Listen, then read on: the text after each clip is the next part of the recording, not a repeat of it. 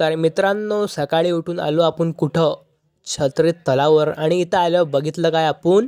कावळे. कावळे पाहिल्यावर इथं मला दिसलं काय सीन, पुस्तकातलं सीन आपल्या, ते मडक्यातलं. मडक्यात खालचे गोटे उचलून कावळा त्यात टाकते आणि मग पाणी पिते. मग त्यानंतर मारला एकदम उच्यामध्ये पुशअप, कसं फटफट पुशअप मारल्या. आणि त्यानंतर सगळ्या एक्सरसाइज वगैरे पूर्ण करून आपण पाय टाकले आपण कुठं? पाण्यामध्ये खाली. आणि आज हवा खूप जास्त होती एकदम उच्छामध्ये. आणि घरी आल्यावर आपण गेलो कुठं? ट्युशनमध्ये. आणि मग फटकन ट्युशन आल्यावर आपण गेलो रात्री कुठं? मंगल कार्यालयात. मेहंदी वगैरे काढून दिली माझ्या दिदूनं.